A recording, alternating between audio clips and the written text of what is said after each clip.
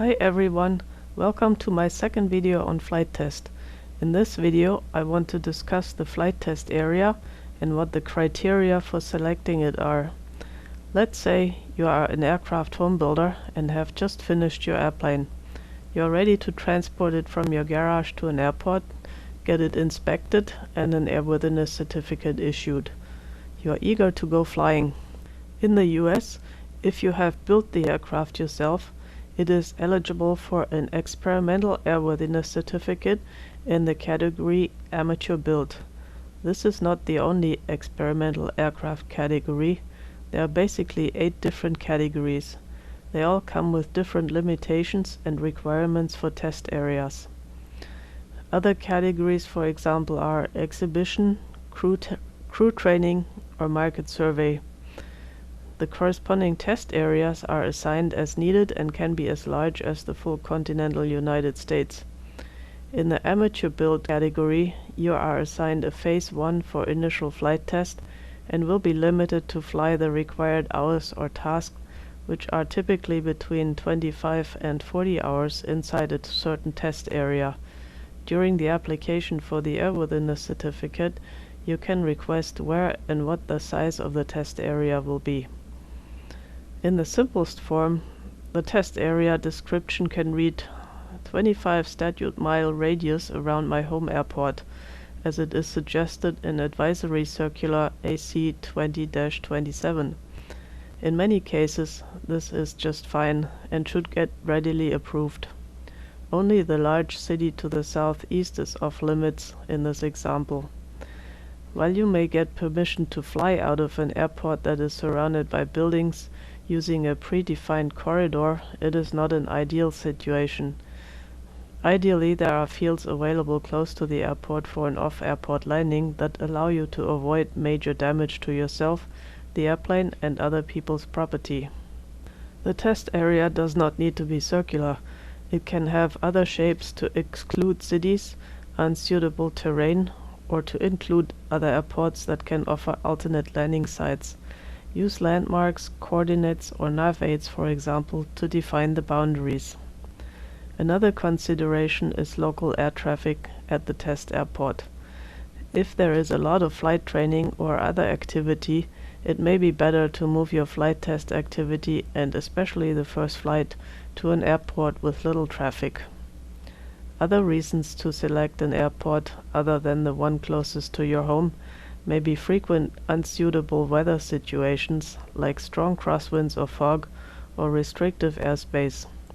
If you are at an airport that lies underneath Class C or B airspace, be sure to include in your test area description an area that is far enough away where you can climb to higher altitudes, which means up to 10,000 feet, without having to ask for a clearance. This should also help keep you clear of traffic going into the larger airport. Next, give some attention to the more practical aspects on what is important for your flights. You need to consider the specifics of your airplane and the geography. First of all, does your home airport have a runway of sufficient length? Advisory Circular AC 90-89, Amateur Built Aircraft and Ultralight Flight Testing Handbook, issued by the FAA, has a chart with the recommended runway length for initial flight tests. It shows the distances to take off at minimum liftoff speed, flying for 5 seconds at that speed without climbing, landing and stopping straight ahead as a function of wing loading. But this very much depends on your airplane configuration.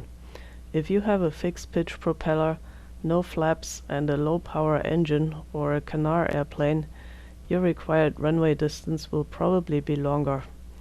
If you have a constant speed prop, high lift flaps, a high power engine and good brakes, those numbers may be realistic. I would consider those distances as minimums and would add a bit to be on the safe side.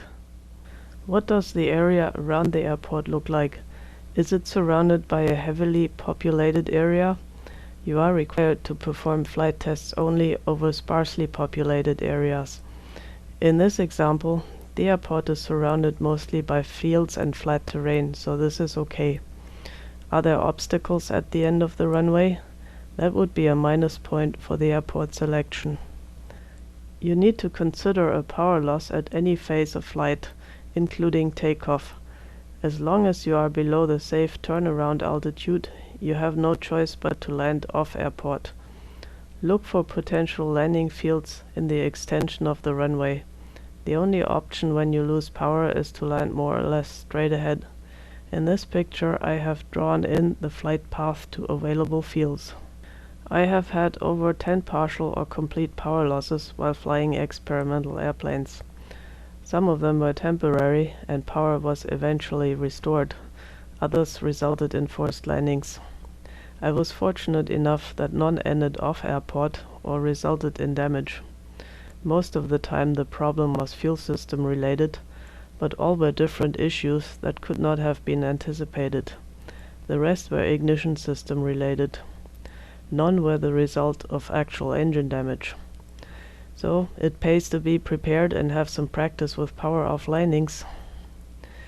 Once you make it past the initial takeoff phase to where you have some more altitude, you have more options, such turn back and land at the airport. To be able to land back on the runway where you took off from after a power loss, you need to have exceeded the safe turnaround altitude for the airplane you are flying. This depends on the airplane glide performance, and the wind, so it is not a fixed number. This sketch shows what the flight path will look like. Keep in mind that you will be landing with a tailwind. Calculate or estimate before you go at what tailwind speed you can still land on the available runway. If the wind is too strong, don't go. To get an idea what the required altitude could be, fly this test in an airplane with similar performance as the test airplane. At a reference altitude of about 2,000 feet above ground, initiate a full power climb over the runway end in the climb configuration. For most airplanes this should be flaps up. After what you think is a safe turnaround altitude gain, pull the throttle to idle to simulate a power loss and note your current altitude. Fly the turnaround procedure and record what your altitude is when you are back over the runway. If it is higher than the initial reference altitude, you had selected a safe turnaround altitude. If not, try again. My pulsar, with just me in it, only needs about 400 feet, because it climbs and glides well.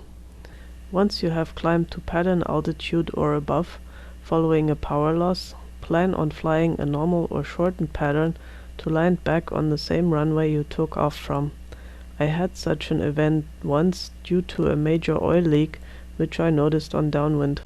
I shut the engine down and landed uneventfully except for the mess. For the initial flight tests, you should stay within gliding range of the airport. How far away you can fly depends on your altitude and glide angle. The higher you are, the further away you can fly and still glide back if you lose power. This is shown here as an inverted cone for a no-wind condition. Glider pilots will be familiar with it. If you are inside the cone, you can make it back. If, for example, your best L/D speed is 80 knots and your L/D is 7, you can glide 1.2 nautical miles for every 1,000 feet of altitude, with a sink rate of 1150 feet per minute. Many airplanes have a better L/D, but you should use a conservative number. It is better to be too high than too low. If the top of the cone was 6 nautical miles in radius, in this example you would need 5,300 feet to glide to the airport to arrive at 1,500 feet. So the total altitude at 6 miles from the airport needed at no wind condition is 6,800 feet. If there is wind, this cone shifts into the wind, because you can glide further with a tailwind. Calculate the distance you can fly for each 1,000 feet of altitude for your airplane and plan your flights accordingly. In most small airplanes, you can make it to the runway from the 1,500 foot target altitude and about 1.5 nautical miles distance if the engine quits. If you are too high, You can always extend your pattern or add drag with flaps or spoilers. Below 1500 feet above the ground, it becomes important to have positioned yourself beforehand so that you can fly a flight path that gets you to the approach end of the runway. If there is no or little wind, you can approach the runway from either direction, but if there is some wind, you should only land into the wind.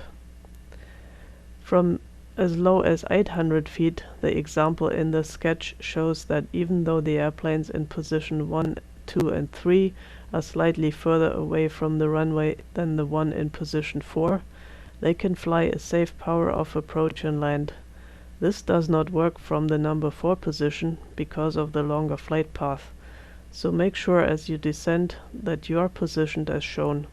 This also applies for takeoffs and climbs.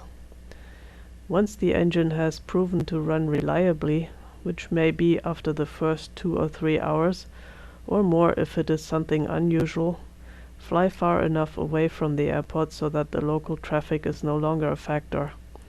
Preferably, it also offers an emergency landing site.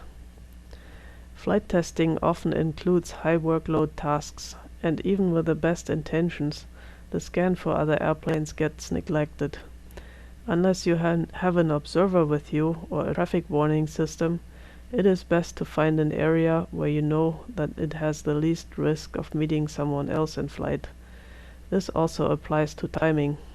A lot of tests require smooth air, and you will be more successful in finding that the earlier you fly in the morning. With this, I want to conclude this video and hope that I have given you some useful information and that you found it interesting.